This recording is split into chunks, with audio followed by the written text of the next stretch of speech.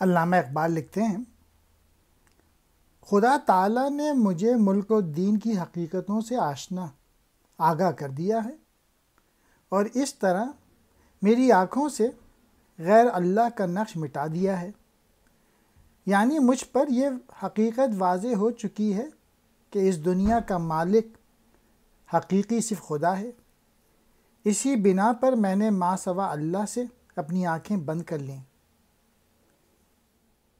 میں نے جد و جہد اور عمل کا پیغام دے کر کمزور غلام اور خواب دیدہ قوم کو بیدار کرنے کی جو کوشش کی ہے وہ محض شاعرانہ نہیں، بلکہ اس میں میرے خون جگر کا دخل ہے، یعنی میرے سچے جذبے اس کی وجہ ہیں۔ قدرت نے مجھے ہنر کی دولت سے مالا مال رکھا ہے۔ ہندوستان میں خواری کا شکار ہوں۔ مطلب یہ ہے کہ میرے جذبہ صادق کی حامل شاعری کو یہاں پہ اہمیت نہیں دی جاتی۔ وادی بطحا کا رہنے والا آج اپنے راستے سے بھٹک گیا ہے۔ ان کے ساتھ سے الا اللہ کا سوز ختم ہو چکا ہے۔ مکہ معظمہ کے لوگ خدائے واحد پر ایمان کامل کے باعث کبھی ملت اسلامیہ کے لیے رہنما تھے، لیکن آج وہ خود اس سوز جذبے سے محروم ہو کر مادیت سے رغبت کا شکار ہیں۔ مسلمانوں میں وہ حضرت سلمان فارسی رضی اللہ تعالی عنہ والا جذبہ عشق نہیں رہا۔ ایران کی سرزمین تو وہی ہے، لیکن ایرانی نہیں رہے۔ مطلب یہ ہے کہ اب اس سرزمین سے اسلام اور حضور اکرم صلی اللہ علیہ وآلہ وسلم سے عشق کرنے والی ایسی کوئی شخصیت پیدا نہیں ہو رہی۔ آج کے مسلمان میں پہلی والی شان نہیں ہے۔ ان مسلمانوں میں نہ تو اب کوئی حضرت خالد بن ولید سے کردار و عمل و شجاعت والا ہے، نہ حضرت عمر فاروق رضی اللہ تعالی عنہ کسی صفات والا، اور نہ سلطان صلاح الدین ایوبی کیسے جذبوں والا، اور یہ نتیجہ ہے اسلام سے دوری کا۔ حضرت ابو بکر رضی اللہ تعالی عنہ اور حضرت عمر رضی اللہ تعالی عنہ کا طریقہ اختیار کر ان کے نقش قدم پر چل، اور اس طرح صحرا کے لالا و صبا کی طرح گزر۔ یعنی تو اپنے ملک میں عدل و انصاف اور ان حضرات کی دوسری خوبیوں کو عمل میں لا، اور صلاحیتوں کی مالک اپنی افغان قوم کو ان صلاحیتوں کو جو مختلف گروہوں میں بٹے ہوئے ہیں پھر سے زندہ و بیدار کر دے۔ اس قوم نے دنیا سے اپنا حصہ نہیں پایا، اس کی تقدیر کا ستارہ نہیں چمکا، یعنی اسے اپنی عظیم صلاحیتوں کی بنا پر جو مقام و بلند مرتبہ ملنا چاہیے تھا اور جس خوشحالی ہونی چاہیے تھی، اس سے وہ محروم ہے۔ اس نے پہاڑوں میں تنہائی اختیار کر رکھی ہے اور زندگی کے ہنگامے نہیں دیکھے۔ گویا وہ خود اپنے پہاڑوں تک ہی محدود ہو کے رہ گئی ہے۔ اس وجہ سے وہ زندگی کی حقیقت سے بے خبر ہے۔ زندگی نام ہے جد و جہد و عمل کا اور ہر دم آگے بڑھنے کا۔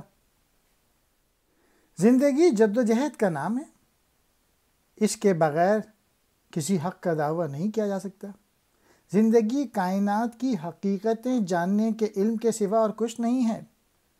وہی قوم دنیا میں کامیاب و سرخرو ہوتی ہے جو مسلسل جد و جہد سے کام لے اور اس کائنات کے وجود پر غور کرے، تاکہ اس کے نتیجے میں وہ خالق و مالک حقیقی کے وجود سے آگاہ ہو جائے۔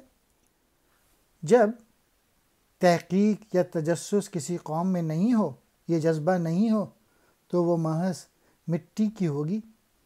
اس تجسس نے یورپ والوں کو چاند تک پہنچا دیا، لیکن ہم اس جذبے سے محروم ہونے کے باعث گھٹیا قسم کی زندگی گزار رہے ہیں۔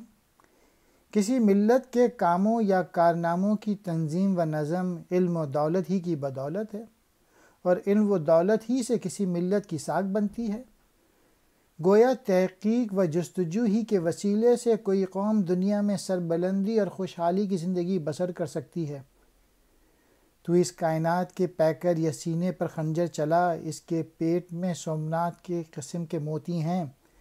سومناتھ ہندوؤں کا مشہور بت جس کے اندر بڑے قیمتی موتی ہوا کرتے تھے۔ مطلب یہ ہے کہ اس زمین کے اندر بڑے بڑے خزانے چھپے ہوئے ہیں۔ ہر چمکنے والا موتی نہیں ہوتا۔ انسانوں کے ظاہر کے بجائے ان کے باطن کی صفات کو پیش نظر رکھ۔ ماضی میں جو کوئی بھی قوم ہلاک و تباہی کا شکار ہوئی وہ اس بنا پہ ہوئی کہ اس نے پتھر کو خدا سمجھ لیا، گویا کھرے کھوٹے اور برے بھلے میں تمیز نہ کی، اور دوسروں کے ظاہر ہی سے متاثر ہو کے غلط لوگوں کو آگے لے آئی جو اس کی تباہی کا باعث بنی۔